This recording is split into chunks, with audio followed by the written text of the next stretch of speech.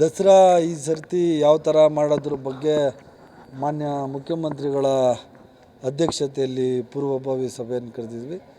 ಅದಕ್ಕೆ ನಾವೆಲ್ಲ ಸಂಬಂಧಪಟ್ಟ ಇಲಾಖೆಯ ಸಚಿವರುಗಳು ಮತ್ತು ಎಲ್ಲ ಅಧಿಕಾರಿಗಳು ಸೇರಿದ್ವಿ.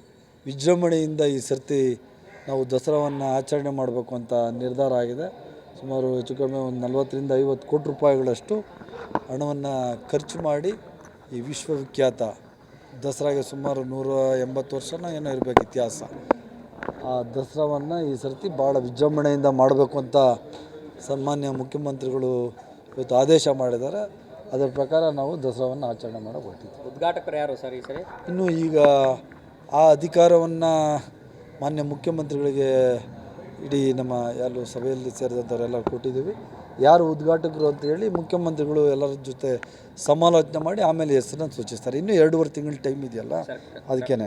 ಕಳೆದ ಬಾರಿ ಸ್ತಬ್ಧ ಚಿತ್ರಗಳನ್ನು ಗ್ಯಾರಂಟಿಗಳದ್ದು ಹಾಕಿದ್ರು ಸರ್. ಈ ಸರಿ ಸ್ತಬ್ಧ ಚಿತ್ರಗಳದ್ದು ಏನಾರು ಪ್ರಸ್ತಾಪ ಆಯ್ತಾ ಸರ್? ಸ್ತಬ್ಧ ಚಿತ್ರಗಳು ಒಂದೊಂದೇ ವಿಚಾರಕ್ಕೆ ಸಂಬಂಧಪಟ್ಟಂಗೆ 4-5 ಇರಬಾರ್ದು ಅಂತ ತೀರ್ಮಾನ ಆಗಿದೆ.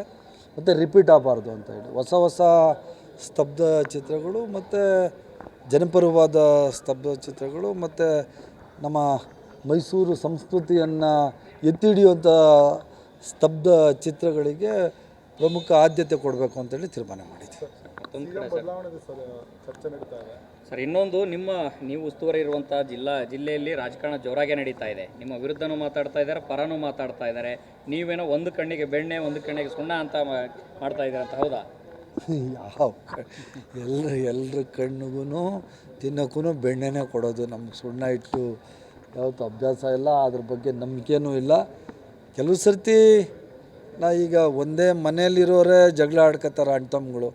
ಅದೇ ಥರ ನಾವಿರೋರೆಲ್ಲ ಒಂದೇ ಪಕ್ಷದವರು, ಸ್ವಂತ ಅಭಿಪ್ರಾಯಗಳು ಹೇಳುವಂಥ ಸ್ವತಂತ್ರ ನಮ್ಮ ಪಕ್ಷದಲ್ಲಿದೆ. ಅದೇ ಥರ ಭಿನ್ನಾಭಿಪ್ರಾಯಗಳಿರ್ತವೆ. ಅದೇನು ಸಮಸ್ಯೆಗಳಿದ್ರೂ ಕೂತು ಚರ್ಚೆ ಮಾಡಿ ಆ ಸಮಸ್ಯೆಗಳನ್ನು ನಿವಾರಣೆ ಮಾಡುವಂಥ ಕೆಲಸ ನಾನು ಮಾಡ್ತೀನಿ.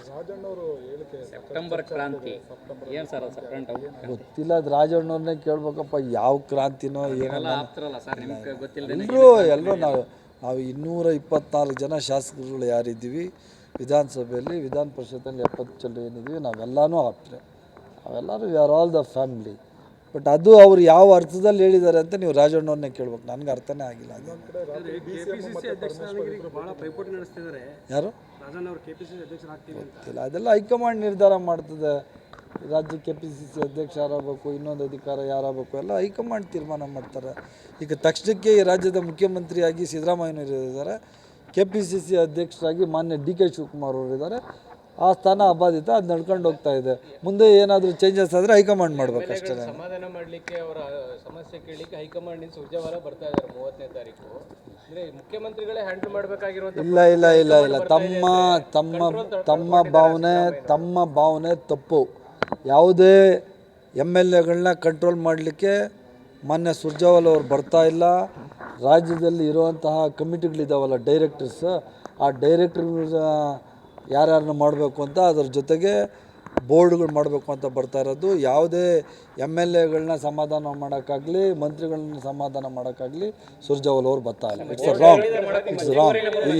ಇಲ್ಲ ವರಿಷ್ಠರು MLA ಅಹವಾಲು ಕೇಳೋದಕ್ಕೂ ಸಮಸ್ಯೆ ಬಗೆಹರ ಮಾಡೋದು. ಮತ್ತು ಹೈಕಮಾಂಡ್ ಇರೋದು ಏನಕ್ಕೆ? ಹೈಕಮಾಂಡ್ ಇರೋದು ಅದಕ್ಕೇನೆ ಅಲ್ಲ. ತಾವೇನೋ ಸಮಸ್ಯೆ ಪರಿಹಾರ ಮಾಡಬೇಕು ಅಂತಲ್ಲ, ಸಮಸ್ಯೆ ಪರಿಹಾರ ಮಾಡಲಿಕ್ಕೆ ನಮ್ಮ ಮುಖ್ಯಮಂತ್ರಿಗಳಿದ್ದಾರೆ, ಉಪಮುಖ್ಯಮಂತ್ರಿಗಳಿದ್ದಾರೆ. ಹೈಕಮಾಂಡ್ ಹತ್ರ ದೂರ ಹೋಗಿ ಯಾರೂ ಹೇಳಿಲ್ಲ ಅಂತ ನಮಗೇನು ಸ್ಥಿತಿ ಬಂದಿಲ್ಲ. ಮಾನ್ಯ ಸುರ್ಜೇವಾಲ ಅವರು ಯಾರು ನಮ್ಮ 4 MLCಗಳಿದ್ದಾವೆ, ಮತ್ತು ಬೋರ್ಡ್ ಅಧ್ಯಕ್ಷಗಳ ಸ್ಥಾನಗಳು ಖಾಲಿ ಇದ್ದಾವೆ, ಡೈರೆಕ್ಟರ್ಸ್ ಖಾಲಿ ಇದ್ದಾವೆ. ಅದು ಬಿಟ್ಟು ಮತ್ತು ಯಾರ್ದಾದ್ರೂ ಅವ್ರದ್ದು ವೈಯಕ್ತಿಕ ಸಲಹೆಗಳೇನಾದರೂ ಇದ್ದರೆ ಮಿನಿಸ್ಟ್ರುಗಳದ್ದು MLAಗಳು ಅದನ್ನ ಕೇಳೋಕ್ಕೆ ಬರ್ತಾ ಇದ್ದಾರೆ. ಆದರೆ ತಾವು ಹೇಳ್ದಂಗೆ ಯಾವುದು ಸಮಸ್ಯೆ ಪರಿಹಾರ ಮಾಡೋಕ್ಕೇನು ಬರ್ತಾರೆ ಸರ್? ಹಿರಿಯ ಶಾಸಕರು ಬಹಿರಂಗವಾಗಿ ಹೇಳಿದ್ದಾರೆ ಸರ್, ಕಾರ್ಯವೈಖರಿ ಸರಿ ಇಲ್ಲ, ನಮ್ಮ ಸಂಪರ್ಕಕ್ಕೆ ಸಿಗ್ತಾ ಇಲ್ಲ ಸಚಿವರು ಅಂತ.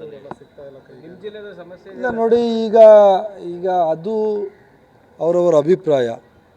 ನಾನು ಶಾಸಕರು ತಪ್ಪು ಅಂತ ನಾನು ಹೇಳೋಕ್ಕೆ ಹೋಗಲ್ಲ. ಆದರೆ ಎಲ್ಲ ಸಚಿವರದ್ದು ಕರ್ತವ್ಯ ಎಲ್ಲ ಶಾಸಕರುಗಳಿಗೆ ಸಿಗುವಂತಾಗಬೇಕು.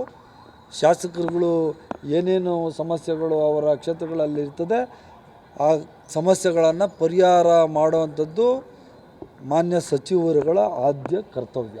ಇದಂತೂ ಕಂಪಲ್ಸರಿ. ವಿಫಲ ಏನಾಗಿಲ್ಲ, ಕೆಲವು ಸರಿ ಸಿಗದೇ ಇರ್ಬೋದು, ಸರಿ ಮಾಡ್ಕೋತಾರೆ. ಈಗೇನು ಇದು ಆಂತರಿಕ ಪ್ರಜಾಪ್ರಭುತ್ವ ಇರೋದು ನಮ್ಮ ಪಕ್ಷದಲ್ಲಿ. ಸೊ ಕ್ವಶನ್ ಮಾಡೋ ಅಂಥ ಎಲ್ಲರಿಗೂ ಇರ್ತದೆ. ಅದನ್ನು ಸರಿ ಮಾಡ್ಕೊಂಡು ಹೋಗುವಂಥ ಕೆಲಸ ಸರ್ಕಾರ ಮತ್ತು ನಾವು ಎಲ್ಲ ಸಚಿವರು ಮಾಡ್ತೀವಿ ಅಂತ ಹೇಳಲಿಕ್ಕೆ ಬಯಸ್ತೀವಿ.